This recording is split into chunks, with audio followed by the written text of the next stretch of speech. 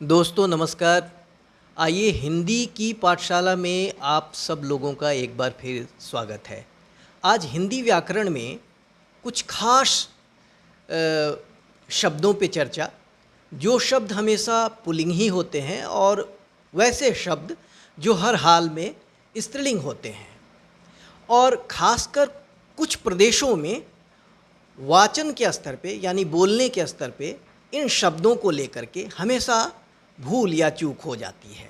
लिखने के स्तर पे बेशक हो सकता है अब सुधार हो जाए, लेकिन बोलने में हमेशा भूल या चूक होती है।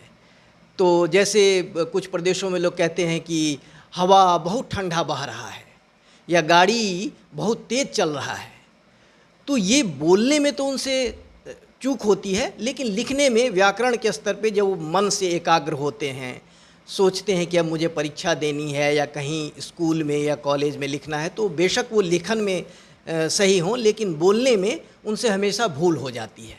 तो आइए कुछ ऐसे शब्दों को जानते हैं जो हमेशा पुल्लिंग ही होते हैं और कुछ ऐसे शब्द जो हमेशा स्त्रीलिंग होते हैं। पुल्लिंग पे अगर हम देखें तो ये शब्द पुल्लिंग ही होते हैं, जैसे देशों के नाम अमेरिका, रूस, जापान, पाकिस्तान, भारत। जैसे भारत एक महान देश है, या जापान प्रगति कर रहा है, या अमेरिका बहुत विकसित देश है, रूस युद्ध में संलग्न है, युद्ध में फंसा हुआ है, फंसी हुई नहीं बोलेंगे, रूस युद्ध में यूक्रेन के साथ फंसा हुआ है। तो ऐसे देशों के नाम को हम पुल्लिंग में यूज़ करेंगे। इसी तरह पर्वतों के नाम जैसे हिमालय, विंध्याचल, सतपुड़ा, काराकोरम, माउंट एवरेस्ट, ये सारे पर्वतों के नाम हमेशा पुल्लिंग में, हर हाल में पुल्लिंग में ही उपयोग किए जाएंगे। जैसे हिमालय एक युवा पहाड़ है, बढ़ता हुआ पहाड़ है, बढ़ती हुई पर्वत नहीं है, बढ़ता हुआ पर्वत है। तो ऐसे हम पर्वतों के नाम को भी पुल्लिंग में यूज़ करेंगे। और समुद्रों के नाम जैसे अरब सागर, हिंद महासागर, प्रशांत महासागर, अटलांटिक महासागर, ये सारे जो समुद्रों के नाम हैं ये भी हमेशा पुल्लिंग ही होते हैं। जैसे हिंद महासागर में जलों का विशाल भंडार है, जलों का मतलब सागर में लहरें उठ रही हैं, लहर होगा तो स्त्रीलिंग में हो जाएगा, लेकिन हिंद महासागर एक विशाल महासागर है। तो इसमें जितने भी सागर या समुद्रों के नाम होंगे वो पुल्लिंग में उपयोग किए जाएंगे। दिनों के नाम जैसे रविवार, सोमवार, मंगलवार, जितने भी दिन के नाम, 7 दिनों के नाम हैं, वो पुल्लिंग में यूज होंगे। अब स्त्रीलिंग शब्दों को देखते हैं। ये शब्द जो हमेशा स्त्रीलिंग ही होते हैं, जैसे भाषाओं के नाम। हिंदी बड़ी समृद्ध भाषा है। हिंदी आजकल 2 तरह से भी लिखी जा रही है, एक आधा न और बहुत लोग बिंदी डाल के भी लिखते हैं, दोनों सही है। मैं तो आधा न वाली हिंदी ही लिखता हूँ, इसलिए मैंने दोनों लिख दिया। जो भी आपको रुचिकर लगे, आपको सहज लगे, वो ऐसा लिखें। अंग्रेजी विश्व की संपर्क भाषा है, तो ये अंग्रेजी को भी स्त्रीलिंग में यूज़ करेंगे। और नदियों के नाम जैसे ब्रह्मपुत्र, गंगा, यमुना, सरस्वती, कावेरी, गोदावरी, जितनी भी नदियों के नाम हैं वो सब नदियों के नाम स्त्रीलिंग में यूज होंगे, उपयोग होंगे।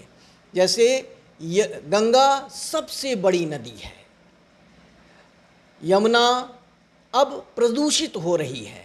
तो ऐसे हम नदियों के नाम जब भी उपयोग करें या उससे कोई वाक्य बनाएं या कोई पंक्ति लिखें तो नदियों के नाम हम स्त्रीलिंग में यूज़ करें।